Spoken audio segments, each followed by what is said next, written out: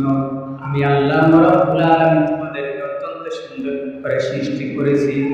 আল্লাহ রাব্বুল আলামিন বললেন ওয়াত্তিন, শপথ তিনের কসম।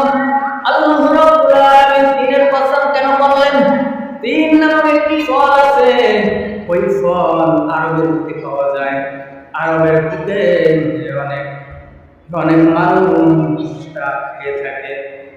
ওয়াত্তিন ওয়াজ্জাইতুন, জাইতুন নামের একটি ফল আছে, ওই জাইতুনের আরবের লোকেরা জাইতুনের তেল ব্যবহার করে, জাইতুনের তেল ব্যবহার করে, জাইতুনের তেল খায়, ব্যবহার করে। নবীজি মুহাম্মদ সাল্লাল্লাহু আলাইহি ওয়াসাল্লাম জাইতুনের তেল ব্যবহার করতেন। এই জন্য আল্লাহ রাব্বুল আলামিন জাইতুনের কসম করলেন, অতুর সিনিনা, তুর নামক সিনাই পাহাড়ের কসম আল্লাহ রাব্বুল আলামিন করলেন। তুর নামক পাহাড়ের কসম কেন করলেন? হযরত মুসা আলাইহিস সালাতু ওয়াস সালাম 40 দিন তুর পাহাড়ে অবস্থান করলেন। কোন কোন রাতের ভিতরে 40 থেকে 60 জনের একটি কাফেলা নিয়ে তুর পাহাড়ে উঠলেন। এবার হযরত মুসা আলাইহিস সালাতু ওয়াস সালাম বললেন, আয় আল্লাহ তাআলা, আমি তোমাকে দেখতে চাই। আল্লাহ রাব্বুল আলামিন বললেন, লান তারানি, কখনো তুমি আমাকে দেখতে পারবে না। আল্লাহ রাব্বুল আলামিন বললেন, কখনো তুমি আমাকে দেখতে পারবে না।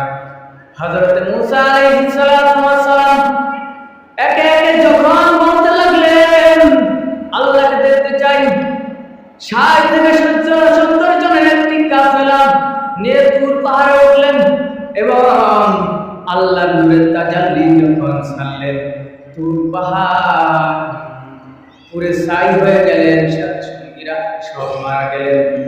মুসা আলাইহিস সালাতু ওয়াস সালাম 40 দিন জ্ঞানহারা ছিলেন, বেহুশ হয়েছিলেন।